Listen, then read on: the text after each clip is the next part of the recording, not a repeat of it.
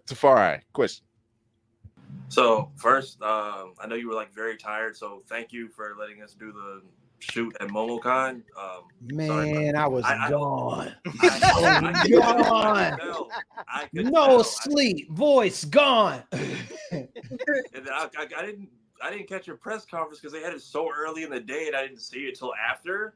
So I was like, well, now I feel bad because I was trying to talk to him, but I didn't get a chance to like interact with him like everybody else. Also, my bad about the shirt. I will get you one another day. I will get you. I owe you a Gear 5 shirt. But with being in the realm of just the internet, how does it feel to have this following that you've gathered, now have this anticipation for this thing you've created with Weirdo coming out? So I think the way that I keep myself balanced, um, and this is a point of vulnerability for me. So I asked it to be shared respect. I asked it to be kind of like treated with respect, right? Mhm. Um, I don't know how many followers I have because I don't look. Like I haven't actually looked at my profile in like a year and a half. I don't know. I have I have absolutely no idea.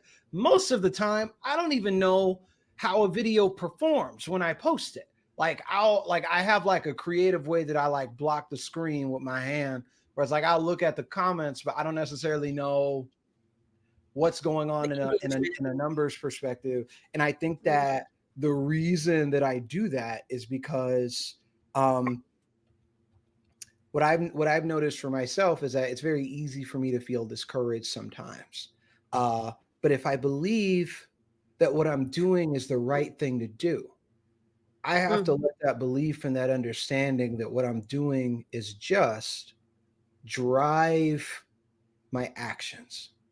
So for me, I'm like a following is good. And you know why? You know why following is good? I didn't have a lot of friends growing up.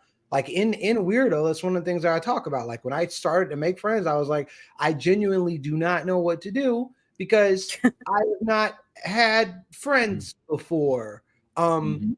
and even those friends, like in a lot of ways, it seemed like, well, we're a group and we love each other, and Tony's the nerdy one. So even when I found community, it wasn't necessarily like all of my friends were like nerds leaping off the wall about cartoons like me. Um, so I feel really lucky because I feel like I get to create something for others that I didn't necessarily have myself. Like it's my hope that in the videos that I post, like in my Discord and the community that I curate, that it's a safe place for people to show up and be themselves and talk about the things that they're passionate about. Like in my Discord, it's wild. There are kids who were like 14 when they joined my Discord that are graduating from high school. And I'm like, this is wild. Like they're going to college and studying creative writing. Like Mhm. what? It's the This is inspiration. so amazing. It's the inspiration, and it's crazy when you say that because I fortunately was not one of those kids. I was never bullied for my nerdiness or anything else. But by the time I got to like middle school and high school, you kind of have to find your tribe. Yeah. And by the time I met my wife, she was just like, "You're like a thug nerd," and like Michael Jordan, he seems to come up a lot. Like I kind of took that personally. I'm like, I don't even know what that's supposed to mean. But she said, "Well, you have an edge to you, but you're nerdy as hell." And I'm like, "Oh, okay, just don't use that term anymore." But it was fine, So, but yeah, I think that's commendable when you have, like you said, you have a 14-year-old kids who are in your Discord, and now here they are graduating high school because you made that influence in such a positive impact that they're passing it on. It's being passed on, because now what you've done has imbued them with some confidence and in strength, and now what they're going to do will do the same for someone else. We should hope. We should hope. That's the goal. Like I'm never arrogant enough to believe that I am the sole entry point for the solution. I do not entertain any delusions that what our community needs, what the nerd community needs, and what these kids need is something that Tony Weaver Jr. has to be there to provide.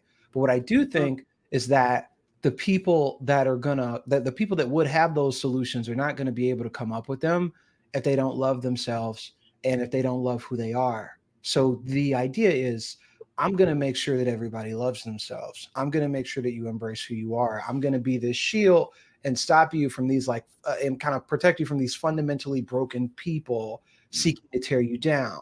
Because I believe that on the other side, you will come up with the thing that'll help everybody. I'm really just a bridge. Like I'm just here to make sure that you get across safe.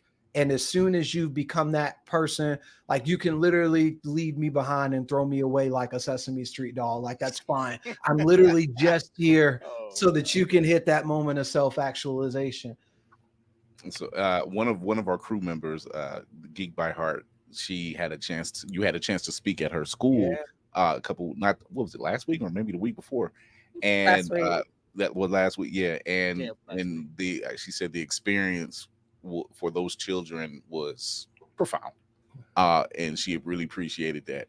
So when she let me know, and I'm like, oh yeah, he'd be perfect, because she's in education, and one of those things you want to see in that realm is just that fostering of young minds. And a lot of people don't understand that, whether it's elementary, middle school, even high school, these minds are very susceptible to being molded in the wrong way. Yep.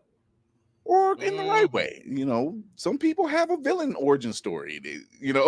I think what I notice is that the things that you teach a middle schooler become the things that they need to talk to a therapist about in their late 20s.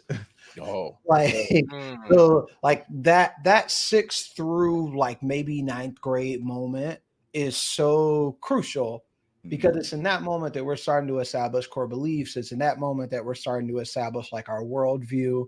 And if the wrong thing gets swirled in there like chemical X, you get kids parroting like Andrew Tate talking points.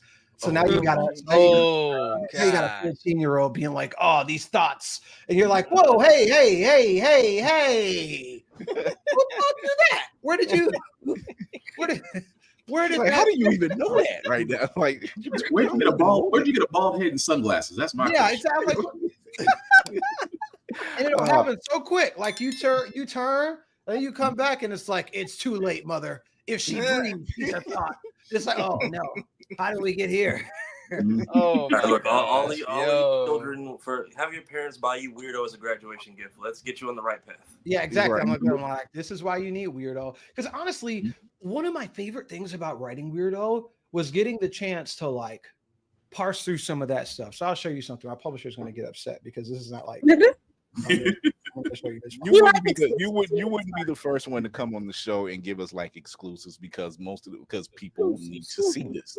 So we have a chapter in Weirdo where I get a crush on somebody.